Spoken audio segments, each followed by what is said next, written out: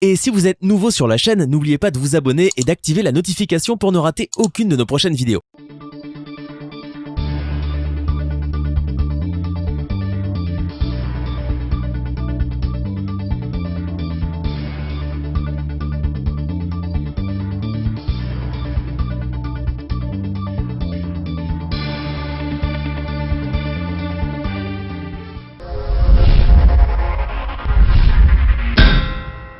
Merci pour la confiance, paix, fidélité, botika kate kopé sa la belle communication 24 kimia et continuer koingela omabota mwabino pe botondi belé pour na kolanda la belle communication pe mercredi et l'amour nabino nyonso bolela la belle communication les amis de la presse ngoy bandi LT24 magazine solo ou après ça kabilo information na temps réel ndeto tombeli bino nyonso bolandi bolamu mena nyonso botala keke titre phare oyo eko marqué édition ya pokwa na lelo.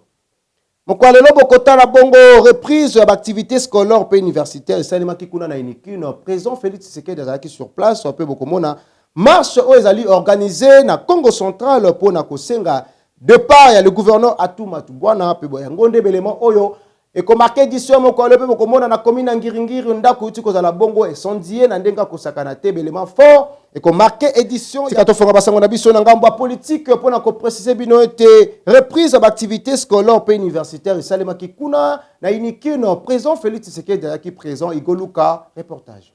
À la université de Kinshasa, bisika wapi président de la République Félix Antoine Tshisekedi Tshilombo a posté la réouverture et activité académique surtout à l'université de Kinshasa. Na yango to kosenga na bino bozala branché pour na to kolakisa bino nyonso koleka à l'université de Kinshasa le lengeni ni président de la République koya pour visiter ba homme pe bisika nyonso ya kozala biso mer télévision tozala pour na ko pesa bino ba détail nyonso. Na yango botika toujours branché pe bokomona nyonso ezali lokola réalité à l'université de Kinshasa.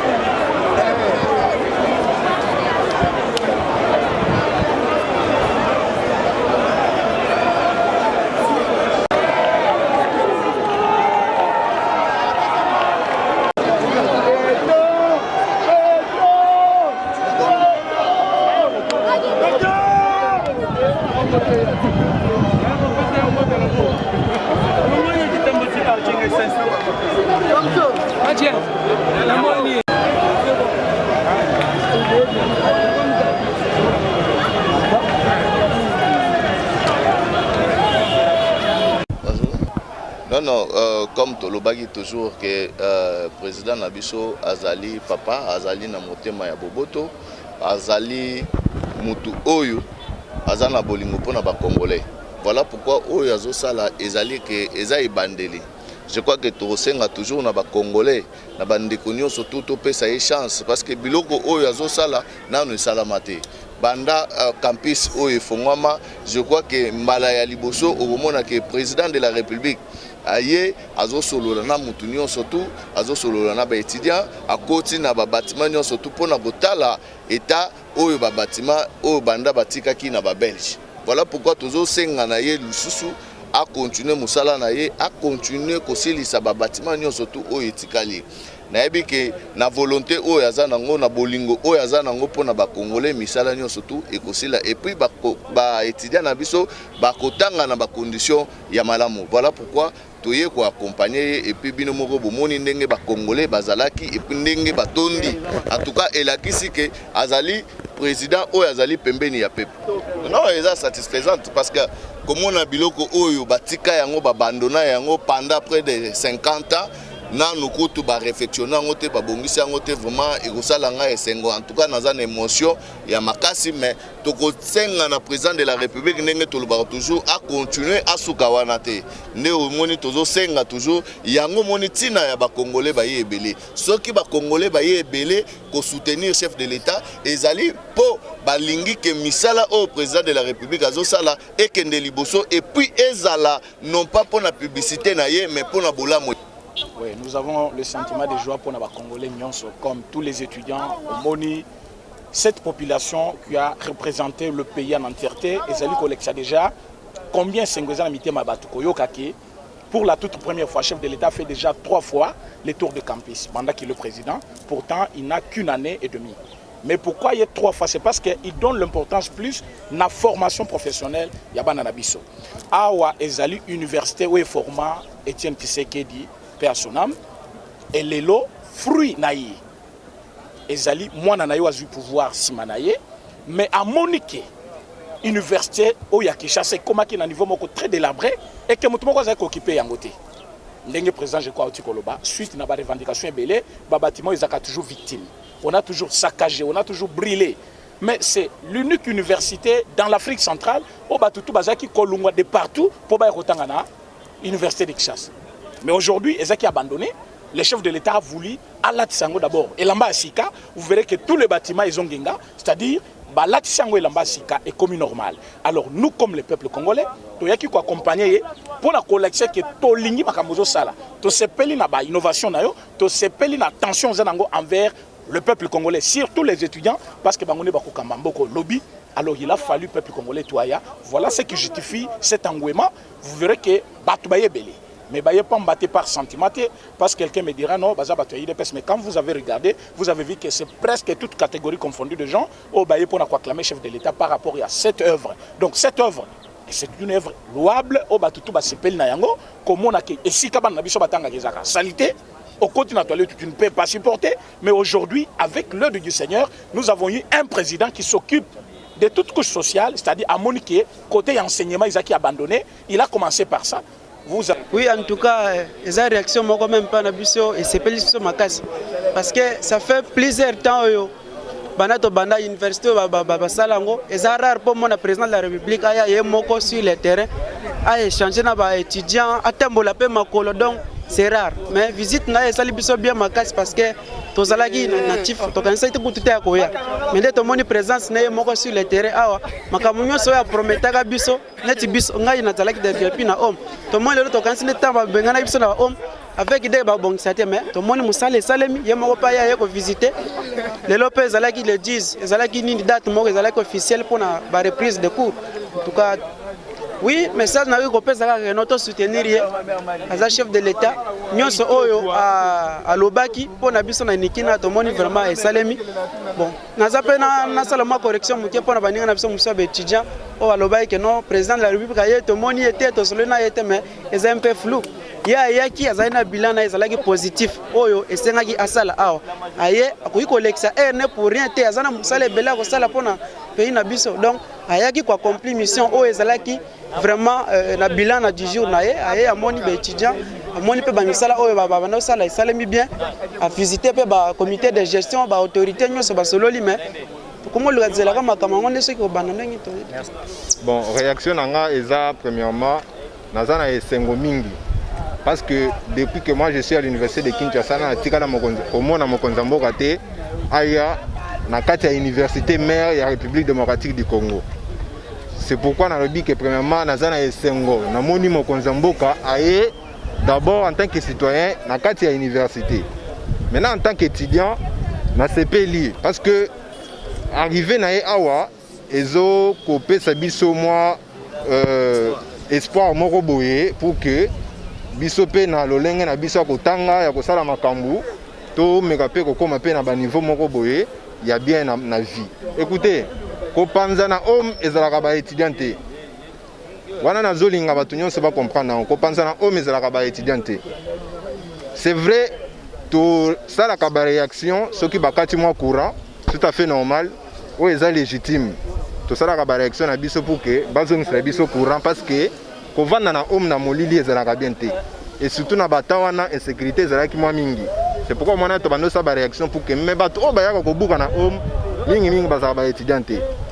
Bazalaka bato ba utaka moi libanda baningaka ko tia maboko na biloko batu bango bayaka pour que bayibaka biloko na biso ba étudiant ba makambu wana. Donc il faut ko longola eloko wana na mitu ya batu ke bazalaka ba étudiant muto babuka ka biloko na kati ya ba homme. Merci Balandina Bissonios ya magazine SC24. Vous avez mon ndenge nini tozaki na bino à l'université de Kinshasa to la kisibino comment est-ce que le président de la République yemoko kitaki sur terrain pona kota misala o esalami na ba homme ko tala ndenge nini classe zongi awa na université de Kinshasa. Na yango to pesi bino merci pambate vous avez qui belé vous serez toujours branché na chaîne na bino Merge télévision. Alors to ko senga ba peuple congolais nyoso ayeba ko gardaka ozali makambo pour l'institution. Alors, le président de la République a aussi réhabilité l'université de Kinshasa, surtout home. Beaucoup de façon que parce que bon on est bimi. Donc bon bimaka surtout aux occasions que ça m'a matin ça peut exact pour créer emploi et tout. Mais tant on s'arrête non, les loba bon c'est le baby c'est le bon sur le baby c'est pour ça la suite bien té pas maté bisonde va congolais de souffraka. Nango ta pèse merci na remercier Janimba la paix na zone celio relais.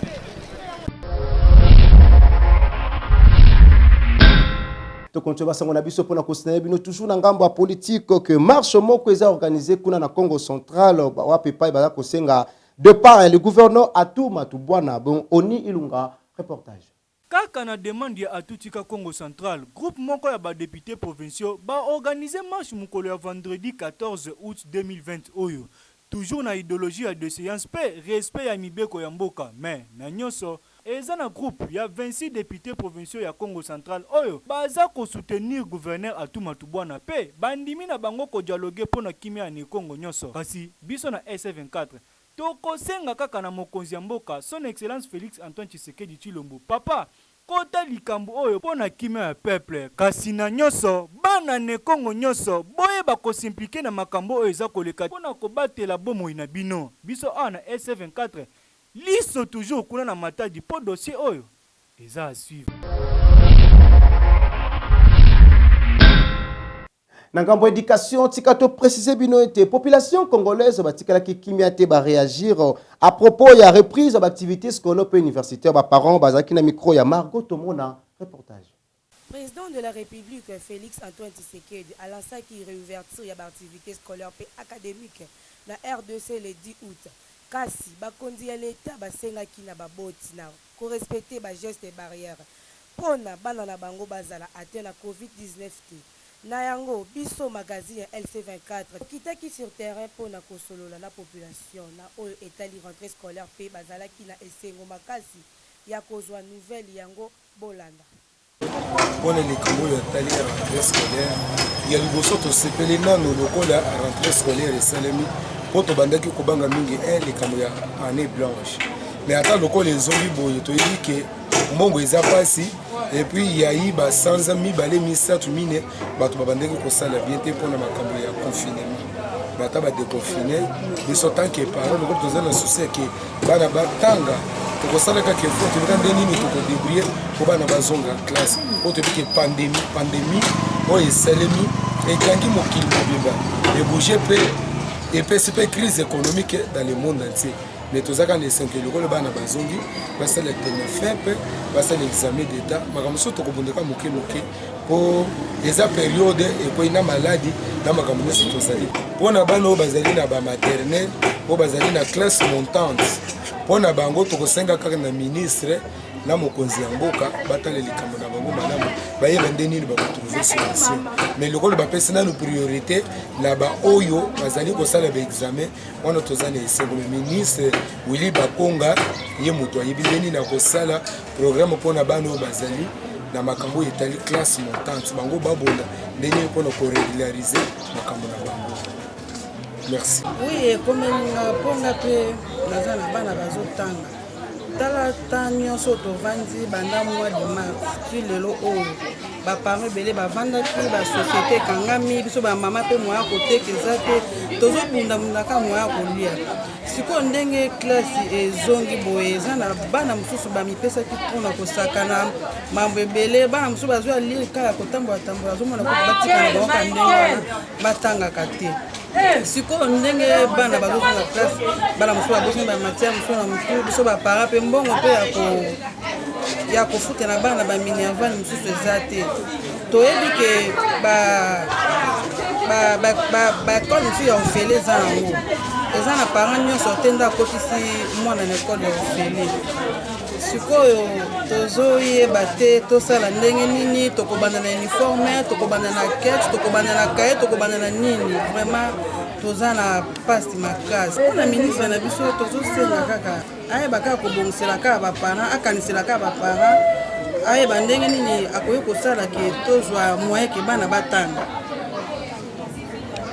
oyo nga na kolobaka yango wana azalaka na moya baboti ayeba ndenge nini akosala ke bana na biso batanga malamu. Ndeko papa ndeko mama bosimba pe boyebaki la santé n'a pas de prix soki ozotinda mwana na classe yeba kopesa ye gel désinfectant cache nez mpona kose protéger tolobi po boyoka.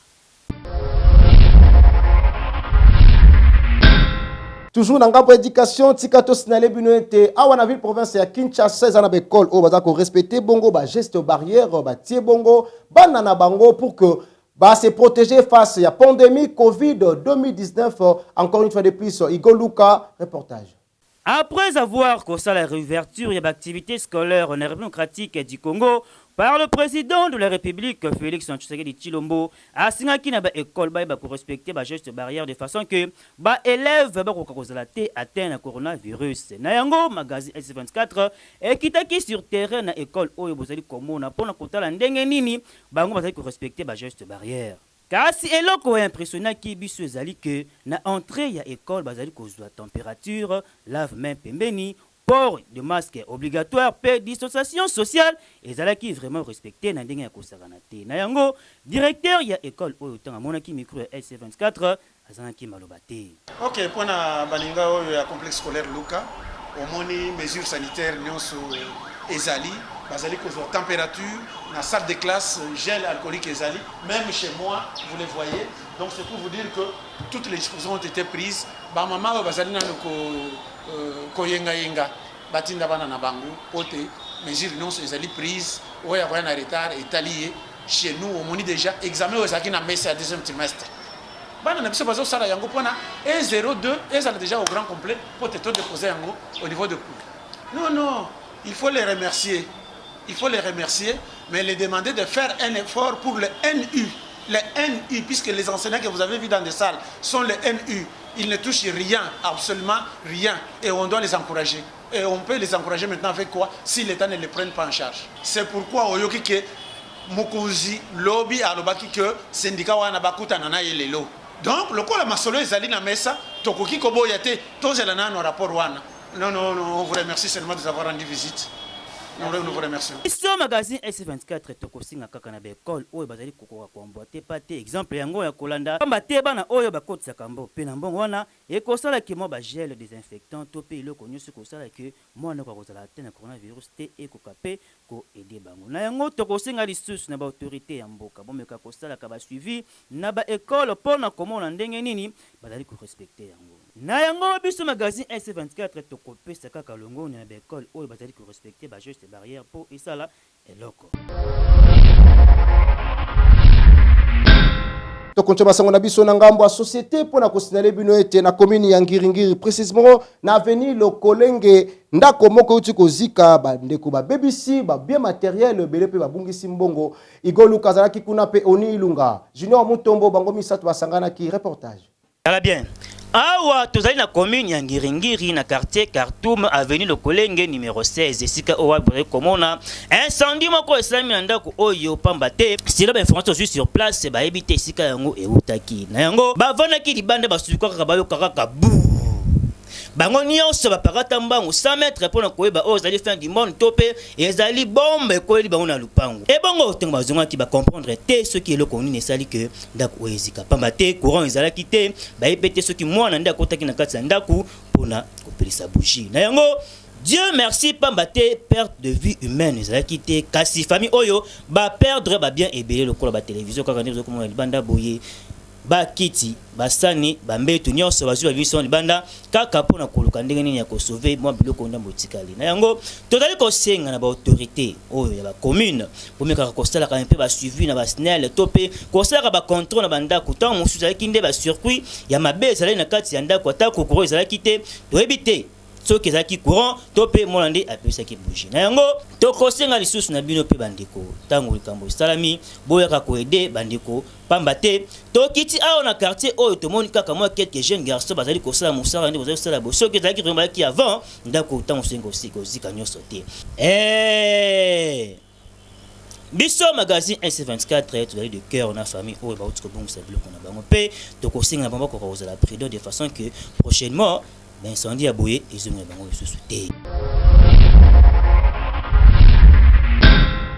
Tokonto basango na biso pona ko scénario bino te magazine label communication 24 emeki ko réfléchir na tina ya propos ya dossier ya d'autres awa na ville province ya Kinshasa pe na République démocratique du Congo que entre père biologique pe adoptif na naza mieux placé pona kolia mbongo ya d'autres nde Sarah Mbongo a pesi précision. Lelo na République démocratique du Congo mabale ekoma toujours ya kokabwana mwana kokende côté papa soit côté maman. Yango lelo magazine LC24 esali constant na likambo oyo ya papa biologique na papa mobokoli. Nani ya kokolia mbongo ya dot ya mwana. Na yango tokitaki sur terrain pona koyoka makanisi ya ba parents. Cette jeune fille enfin d'après ngai. Ozomona papa oyo aboti mwana ata asunolaki mwana soko koyo makambo na ye ya libala ya dot mpona ngai namonaka papa akolia mbongo na ye soko ale mbongo ye papa wana azala reconnaissant na oyo abokolelaki ye mwana pa oyo abokolelaki ye mwana asali mosala makasi azala reconnaissant pa papa oyo abotaki mwana ye ata abokolaki te makila wana makilo aza nango ya papa wana ata bwakaki makilo ya papa wana papa abokoli mpe asali devoir na ye fo papa wana akanisela ye soki papa mosusu omonde azwi dote fo akabola mpenza apesi ye azwi oyo wana mpe azwi katikati fo asali mosala makasi ozomona lokola abokoli mwana tia akomi na devoir kobala yebata abokoli mwana kitoko abokoli mwana kitoko soki abokoli mwana kitoko te mwana kaka azala ndenge wana toza komabolela ye te lokola mwana akomi ti na niveau ya bali bapesa ye dote baonore ye abosa na papa wana mpona ngai fataki lido merci mama mpona question na yo je crois bien eza facile à korépondre yango ça veut dire moto aza kobota aboti eza neti mwana moto aboti abwaki mwana na nzela moto abwaki mwana na nzela donc eza neti moto azo alokoti abokoli akolisi mais na moto akolisi ine moto aza na probabilité ya kozwa mbongo wana po travail oyo ye asali un bon travail ya kokolisa ya kotangisa ya maladi ya nyonso mais yo osali kaka basemence na yo otie ozwi nzela okei mais moto azwi koeleve maladi eza na ntongo eza na butu eza na moi partout na moment aza na présence ya mwana wana mais je crois bien moto azwi travail ya kosala yango eza teke oyo atie semence ye aza na droit kozwa yango te aza na droit kozwa yango te kotia semence elingi oloba teke kozwa yango en charge eza meme bato bazozalaka tie zemi mwana mwasi moko batie kaka zemi batie basi azwi nzela akei après parent wana ye koya nsima mais travail oyo moto asali wana c'est pas facile à donner à tout le monde c'est pas donné à tout le monde kozwa mwana kobokola kokomisa ye ekoma une grande fille na age ya kobala c'est pas facile betape boni ya passé mais semence yo otia kaka na mokolo moko wana esili oke na yo mais oyo azozwa pendant 25 ans ou moi sonné ko bala 18 ans après ba dépense boni asali est-ce que yé papa wana po ataki semence wa bien zongisa ba dépense encore zongisa te akokate po ça c'est difficile donc moto aza droit ya kozwa mbongo moto ya bokoli mo biso magazine LC24 tokoyebisa ba parents oyo basundolaka bana atana maman boza lisusu te yeba ke makila na yo basundolaka te pour un jour soki mwana koli owelela mbongo libala te na yango dossier oyo eza vraiment assuré. Continue à s'en abisso pour nous signaler bino te rédaction et la belle communication 24 mais qui ça la remarque moko et pas bande ko nabiso ba chauffeur pe transport on a vu province ya Kinshasa que ba chauffeur pe ba taximen nyonso mutu mtali na prix na yepe prix yango eza ko varier da ba heure elingi ko mona 7h prix mususu 10h prix mususu 18h 20h prix na yango Arnaud Mafuta assuré reportage. Lelo na ville province ya Kinshasa na domaine ya transport ba chauffeur ba koma ko changer prix ya ticket na ndenge na bango. Victoire Rompwenga ba na tongo 500 pe na pokwa 1000 francs. Victoire quartier 1 na tongo 500 pe na pokwa 1000 francs. Toko senga kaka na bandeko ba chauffeur système oyo eza mabe bomeka ko changer. Magazine LCV4 Tolobi.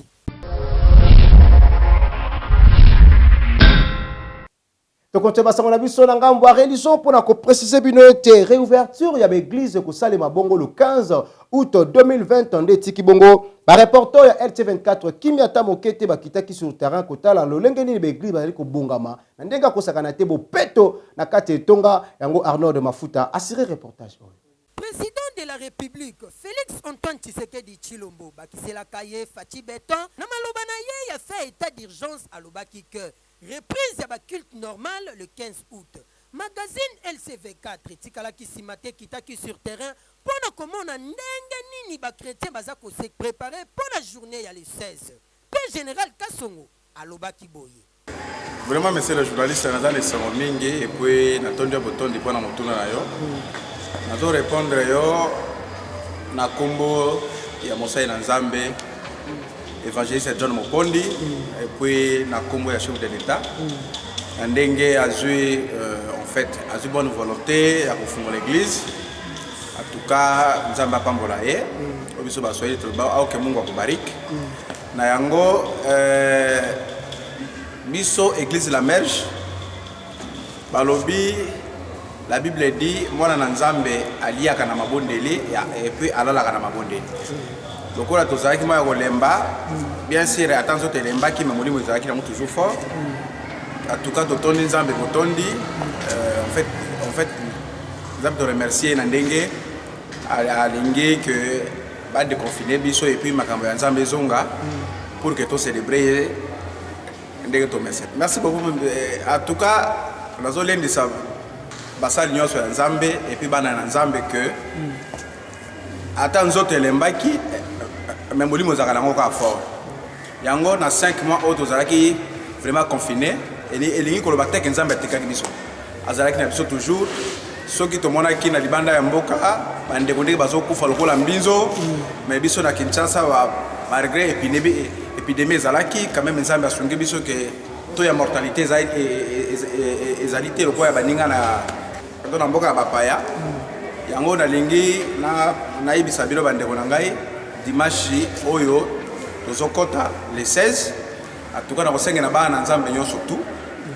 ba se préparer pour eza mokolo yo ke et donc eza lokola mokolo ya mbotama ya Yesu pour que en fait bana Nzambe ba kobana kosambela et puis moi satana akozwa molunge naza ko fortifier bino boza toujours na likia et puis boza na makasi ya kokuta na biso awa na église la Merge ata soko sambela na église songolo pakala mais oyebake dans le 16 okende kosambela Nzambe pona kotondo et puis pona remercier na ba bienfait o asalelio na confinement auto zalaki nango.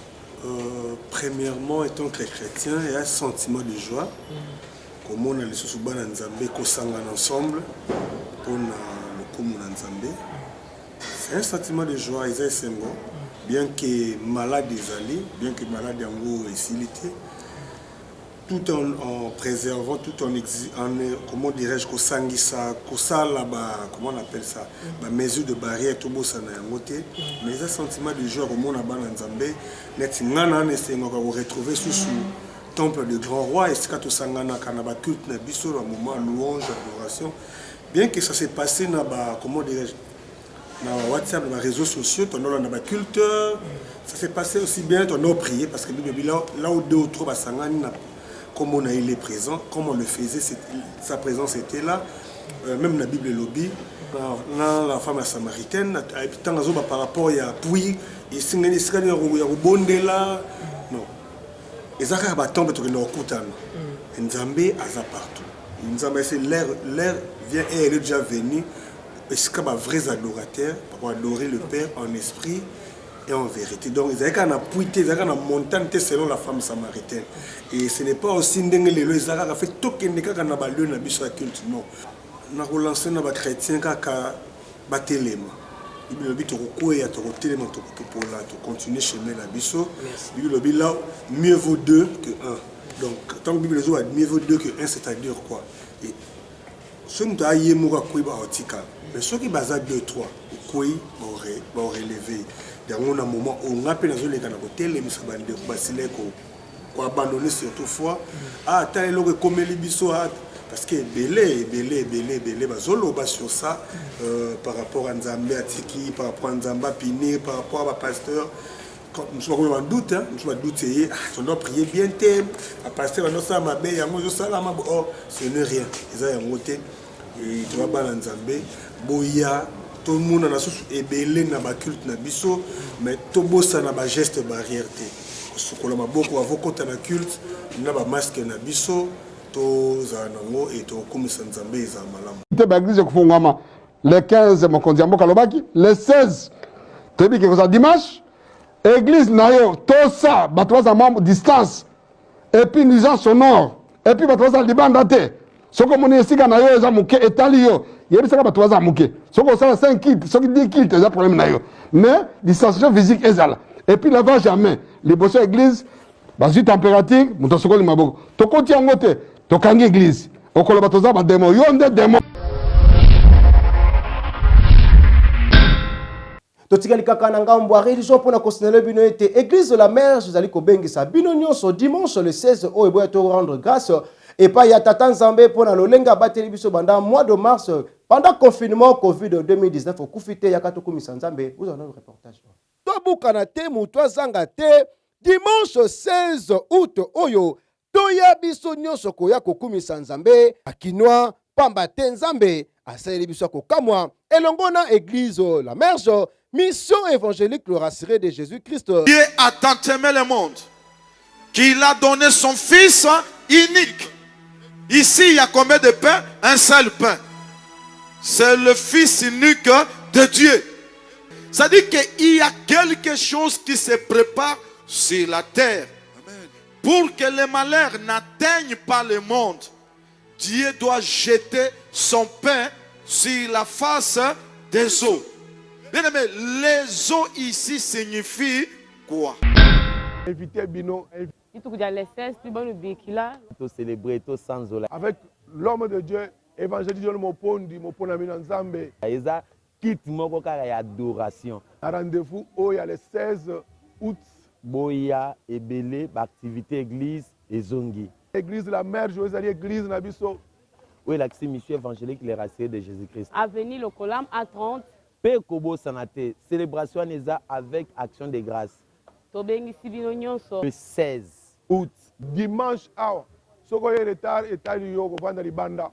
Combien bakufi na pandémie, combien bakuti na ba problème, Nzamba salongolu. Na libota mobimba. À 8h30, to komi na biso awa. Parce que Nzamba longiso bitumba oyo moko ko été. En tout cas déjà tout le monde se banu ndila ba ku célébrer. Nzamba mopondi apambola bino. Ka Yesu, oh Yesu. Kosa la distraite. Oh. Ozobeta na maboko bisiko zani.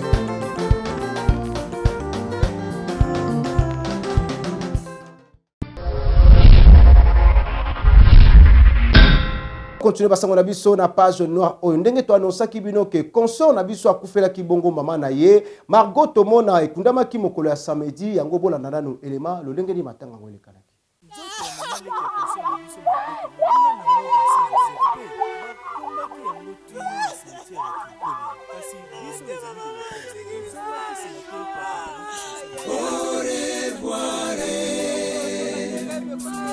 Benedito que malita Babi bobimba toko banza yo ya toko bosano te Merci pour l'enterrement de Bénédicte. Maintenant, jusqu'à maintenant, merci. Pour la paix,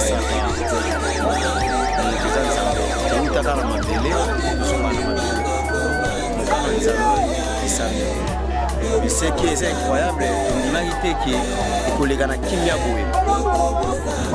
Chaque va sécurité dans les moyens, sur les soldats, tout ça.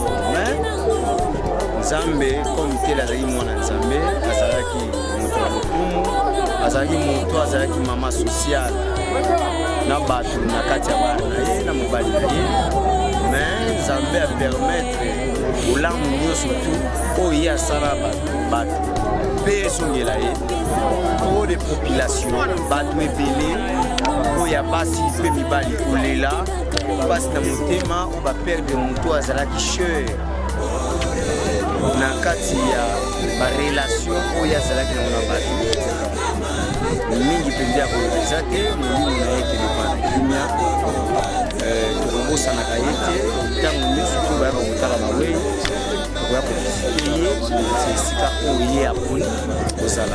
Vraiment merci na précise vraiment ba nyoso balanda biso na sika oyo sepeli ko kimia l'équipe bitumbate o munate vraiment to pesi merci osoma pena ngamu na Nzambe koma suna ndako ko to partager kabwani merci témoignage ezebele moya kolobango mpenza nyonso eza te me na batémoignage ebele mpo na mama wana aza mpenza mwana na ye mpenza ana ye ingénieur ye mutanda obenga nga na espace na ye Ibrahim azosala baba fleur azoluwe biloko na wana mama na nga na kolesanga ntongo pokwa nakokende wapi na ye kaka boye mpe jamais liama dongodongo yanga mpona liaka dongodongo don na basouvenir nebele antuka molimo nepema na kimia olamu oyo asali nzambe na biso aprotege esika zali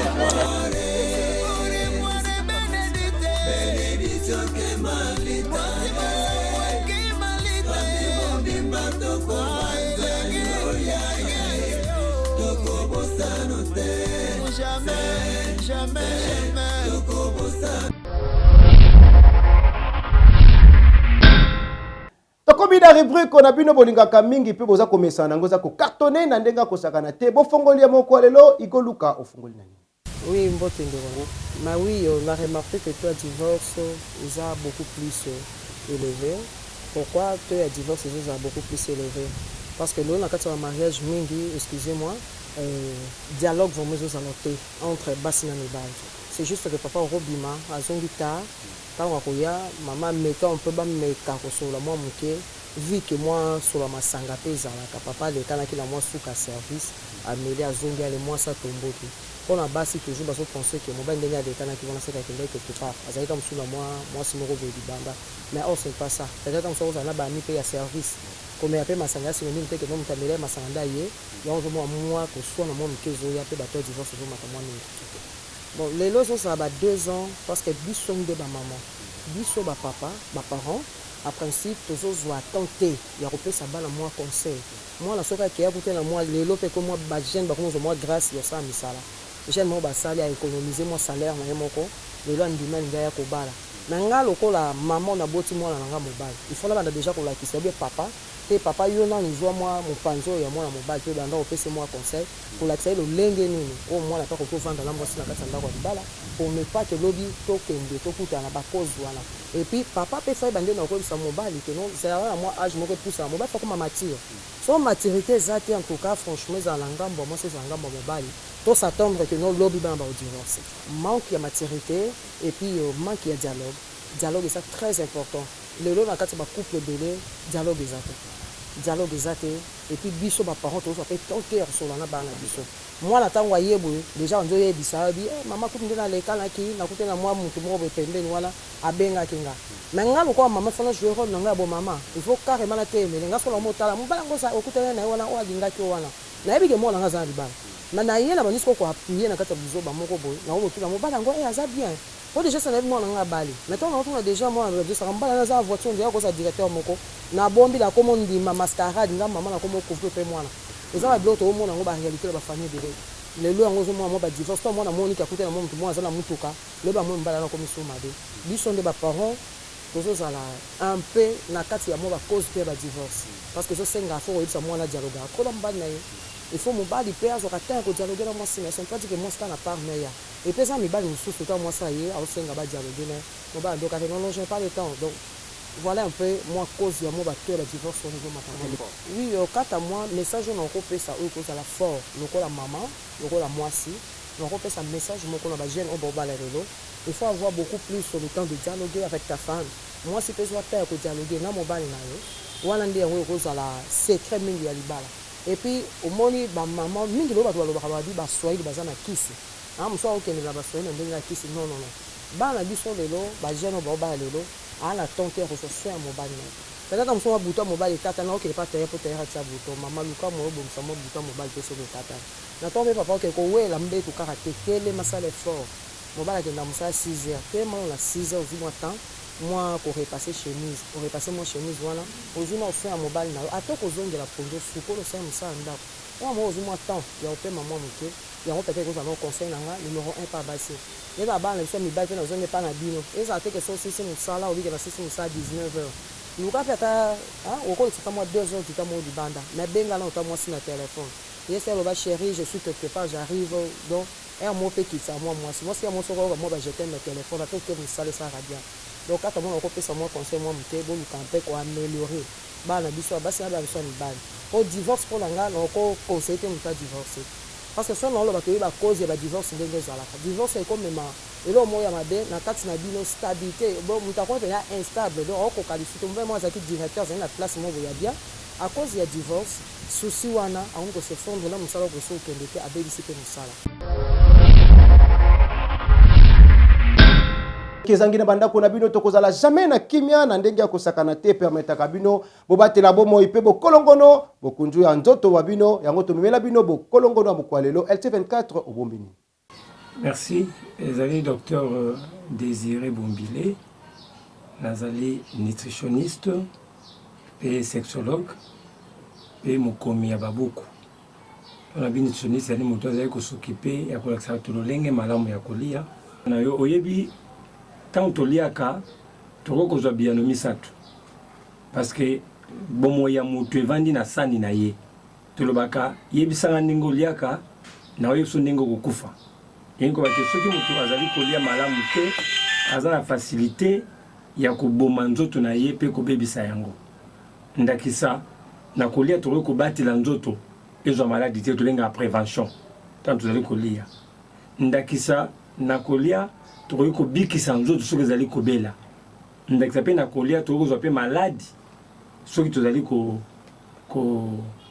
kolia mabe tokozwa mpe maladi yango wana biso lokola baconseiller na nutrition tolakisa bato lolenge malamu ya koyeba kotya sai na bango malamu mpo ete bilei azali kolia eza bilei ekomemela ye mindondo te mais eza bilei ekosunga ye mpo abatela nzoto d'une part soki mpe azali ya kobela maladi moko songolo pakala tolakisa ye nini akokolia mpo abikisa yango mpo ke lobi akwea susu maladi te soki abiki mpona mosala tosala yango wana mpe toli oyo tokoki kopesa bandeko yango wana me na kosukisa na conseil moko soki moto aza kobela motu mpasi ndakisa otuna te eske lobiko ezala mpe na sani na ndenge azoloba preuve eza wapi na kopesa ndakisa ya moto akobela motu mpasi ale bitabe mibale azwi poso ya bitabe ne wana afrote yango na elongi na nsima miniti misato motu mpasi na ye ekosila moto azopesa ya fièvre bagrippe azwi poso ya orange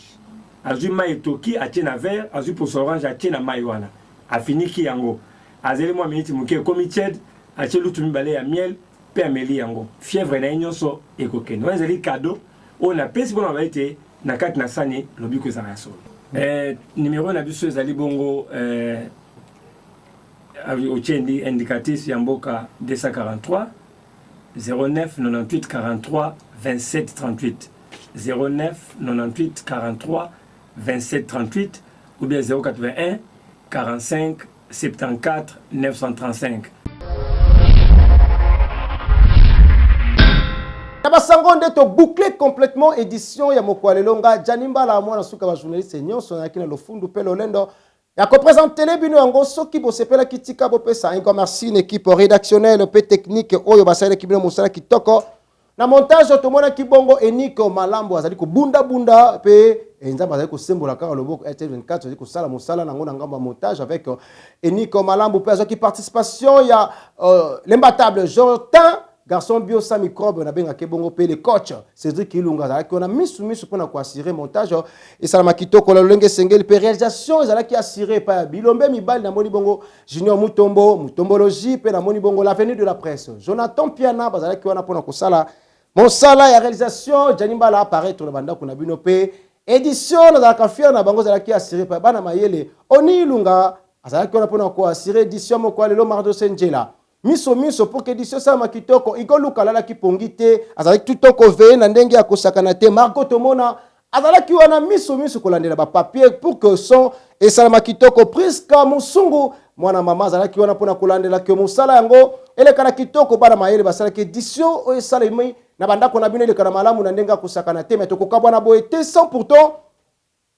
Topesa merci na balandi minene soki batali LT24T balobi bakuzwa kana bango pongi ata mokete na moni bongo babi espace DM bon appétit balobi kuna bataka écran géant topé plasma pona kotala LT24 na moni Lucien Tumba Raf Lupika Priska Lumbu kokabana boyete 100% totanga buku et sant verset du jour ya Mokwalelo tokotanga ngo na Hébreux 11 verset 6 bina bisote sans la foi il est impossible de lui être agréable car il faut que celui qui s'approche de Dieu croit que Dieu existe et qu'il est le rémunérateur de tous ceux qui le cherchent. Zambazali mo foute bato balukaka ende tibiso na RT24 tozana tata moko molimo wa batelaka wa bombaka RT24 pe biso liki ezai kaka pa na Nzambe parce que sans la foi to kokoza la grève te liboso na bino so to paraître kitoko surtout que la responsable boye c'est grâce ya kondima na biso to tia pa na Nzambe ngana bino to kutani na numéro asika mais bon continuer kolanda la belle communication ngana bino to kutani na numéro asika prochainement bye.